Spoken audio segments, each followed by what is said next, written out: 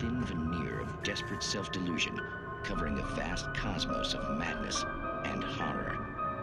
All too often, the stars are right. In Night Springs. Tonight's episode, A Family Occasion. Journalist Alvin Derleth's trip to study the local customs of an insular community in Night Springs has been less than successful. Until tonight. Well, I'm glad you changed your minds about this. Ancient customs, local mythology. My editor loves this kind of stuff. Well, Mr. Derleth, we don't want to feel like we're on exhibition. But you have demonstrated the seriousness of your intent. Oh, I am serious. Really, just do your thing. I'll stay out of your way and observe. Actually, I thought you could assist us. I'm afraid we are a man short. It would provide you with an intimate perspective. Could I really? Of course, Mr. Derleth. Well, I guess that's the least I... What would I have to do? Oh, here. Let me show you with a kiss.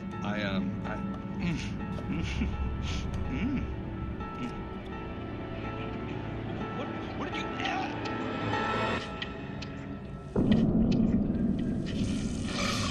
Oh, Mr. Derleth, you have well pleased Nixie Perka, the dweller in flesh. Your body shall host his 1,000 young, and all shall be glory.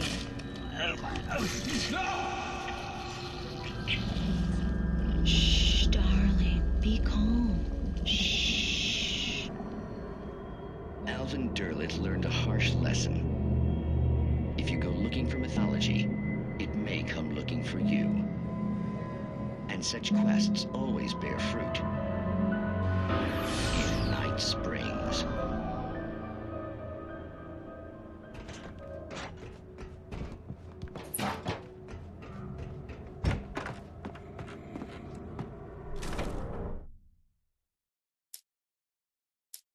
The darkness surged towards me, sucking everything loose from the ground into its depths, tugging at my clothes.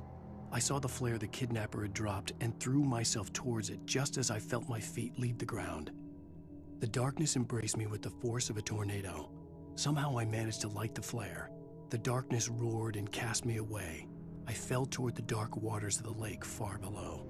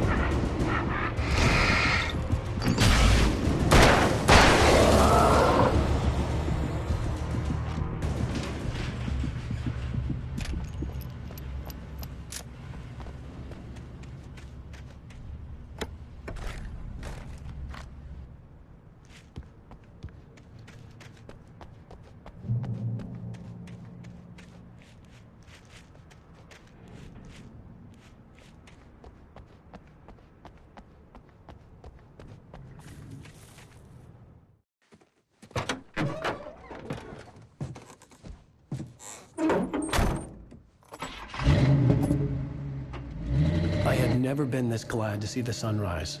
I had a couple of hours to get to the coal mine.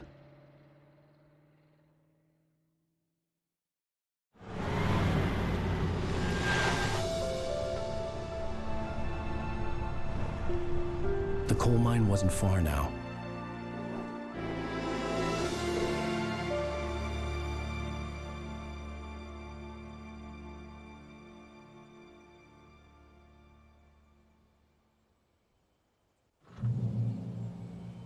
Today, I would meet the kidnapper, and he would give me Alice. I wouldn't give him any other choice. A drowning man will clutch at a straw.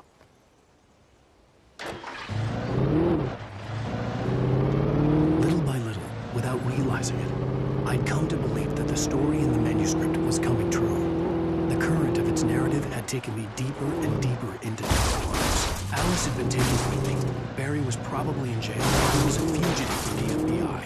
The whole world taken over by the dark presence was trying to destroy me. It all felt real, but it matched a textbook case of insanity.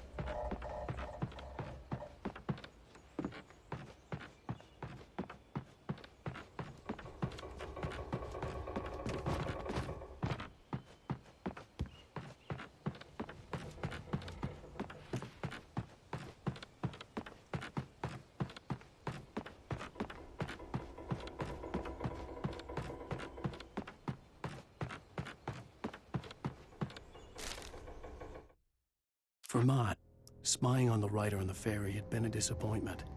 His boss had made Wake out to be something special, but Mott hadn't been impressed. He'd gotten a good long look at the wife, though, and he liked what he saw. Mott had fantasized about goading Wake into a fight, but it hadn't happened. Still, he'd get his chance to see if the writer had anything in him. He'd been promised as much.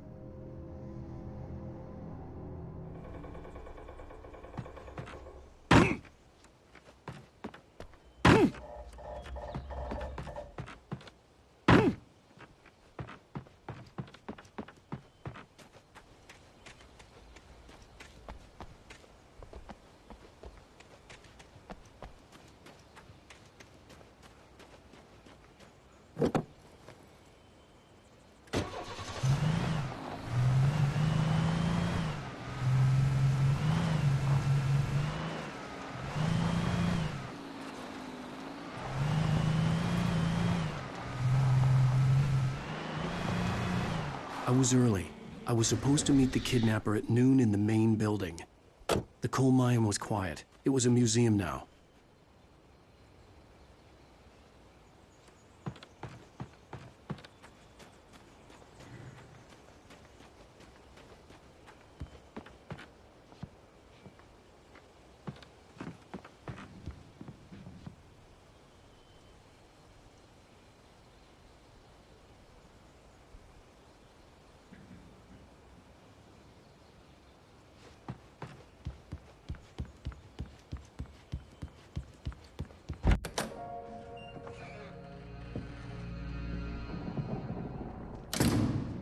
I didn't want to go outside.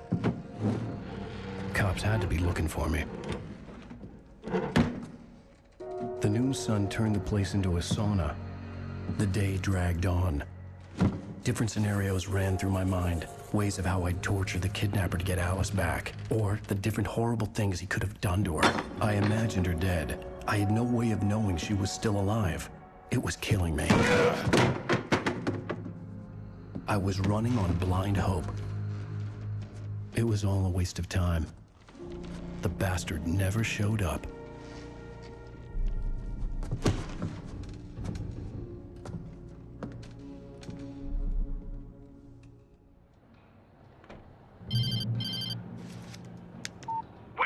Where the hell are you? Change of plans. You know where Mirror Peak is? It's a big mountain north of where you are. You follow the path from the mine, you can't miss it. There's a lookout point there. I'll be waiting. I'm through being jerked around by you. You want to see your wife alive? Because if you do, you better watch what you say to me. Do we understand each other? I want to talk to Alice. Yeah, and I want the manuscript. Don't keep me waiting, Wake. Hello? Hello! Ah! I'm gonna kill him! I had to get to Mirror Peak.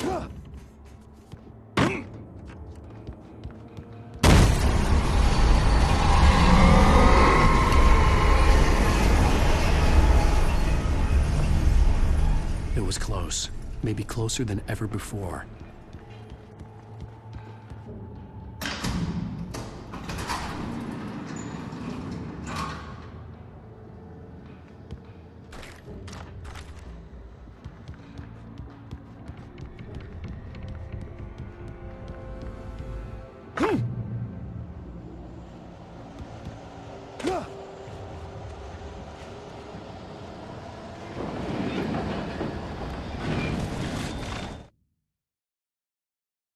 When Thomas Zane fell for Barbara Jagger, it happened fast.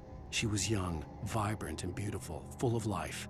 He had never been a very happy man, and without any seeming effort, she had changed all that. Zane felt good for the first time in his life. Everything she did was another piece of a jigsaw puzzle he hadn't even known he'd been missing. And best of all, she made the words flow, strong and sharp. She was his muse.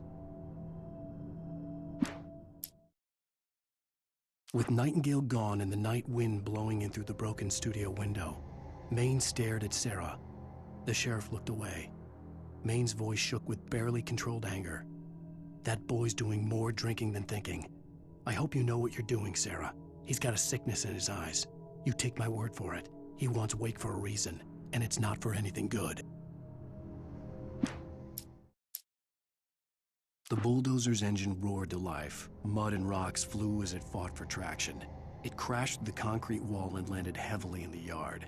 If it were an animal, it would have shaken its head after the impact, fixed its eyes on me, and charged.